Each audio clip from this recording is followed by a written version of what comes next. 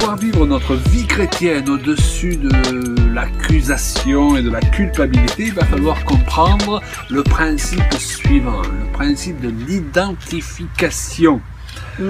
Alors, dans l'identification, il y a deux temps, si je peux dire.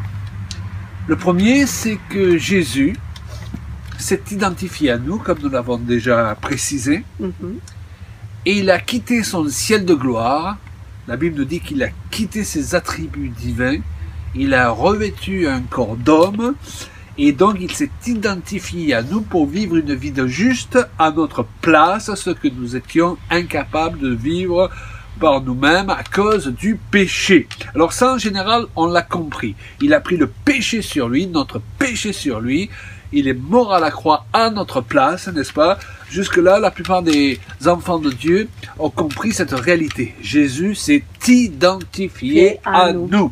Mais ce qui est souvent moins bien compris, c'est que maintenant, puisqu'il s'est identifié à nous, nous devons nous identifier à lui. Alors, s'identifier à quelqu'un, ça signifie quoi, Julia? Déjà de le prendre comme un modèle. Oui. de vouloir être comme lui. Oui, mais ça signifie aussi que tout ce qu'il est, nous le devenons. Oui. Et tout ce qu'il a nous appartient, nous en héritons. Bien sûr. Et c'est ce que beaucoup d'enfants de Dieu n'ont pas saisi, et ça nous prend tous un bon moment d'ailleurs à saisir cette réalité, tellement c'est quelque chose de puissant.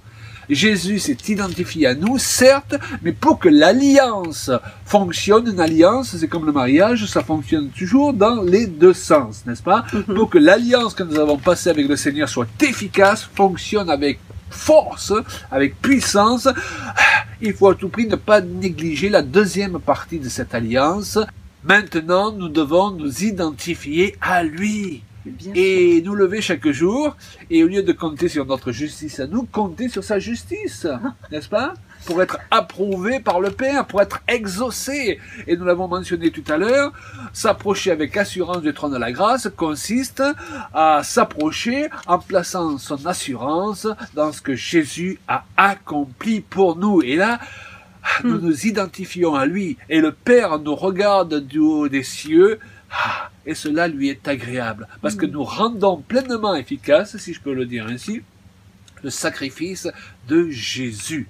Et lorsque nous n'apprenons pas à nous identifier à lui, inconsciemment, eh bien, nous rendons un peu inefficace ce sacrifice, parce que nous n'apprenons pas à nous approprier les bienfaits de ce sacrifice. Alors oui, il y a cette partie qui consiste à être enseveli avec Christ, et c'est cette image que nous donne le baptême, mais il y a aussi le fait de ressortir de l'eau pour s'identifier à la résurrection de Jésus. C'est tout en fait un changement de mentalité, et ça prend un petit moment de marcher dans une nouveauté de vie. Oui.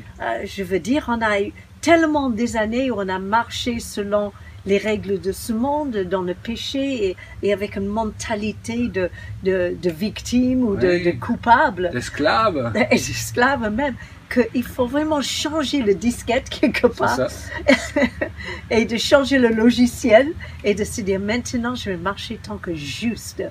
Merci Seigneur d'être revêtu de cette cuirasse de la justice de Dieu et de se dire waouh, maintenant eh bien, je peux m'identifier à la vie de Christ en moi. Et pour cela, comprendre quelle est notre nouvelle identité. Ayant été sanctifiés, comme tu l'as mentionné tout à l'heure, nous sommes justifiés, et de ce fait, notre identité ne peut plus être l'identité d'un misérable pécheur.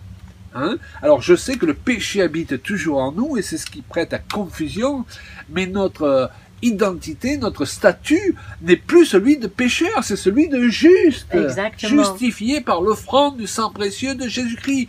Donc vous devez apprendre à raisonner, à penser et à parler en juste.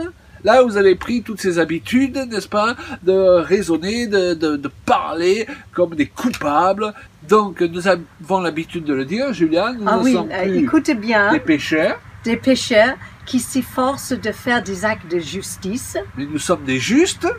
À qui il arrive encore de pécher. Mais ça, c'est très différent. Alors, dis-le encore une fois, Claude. Nous ne sommes pas plus du fait que nous avons été sanctifiés par l'offrande du corps de Christ.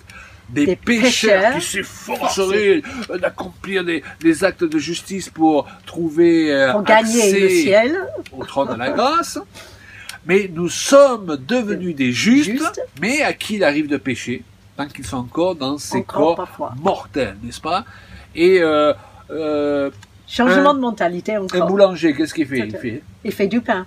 Un musicien. Il fait de la musique. Et un pêcheur? Eh bien, il pêche. Alors, si je me considère comme toujours pécheur, je vais naturellement continuer à pécher. Oui. Le péché va continuer à avoir un pouvoir dans ma vie parce que je confesse ce pouvoir. Je confesse toujours mon ancienne identité. Absolument. Mais par contre, si je me considère comme un juste, je vais être de plus en plus prompte et aidé par le Saint-Esprit à vivre comme un juste dans une dimension de justice.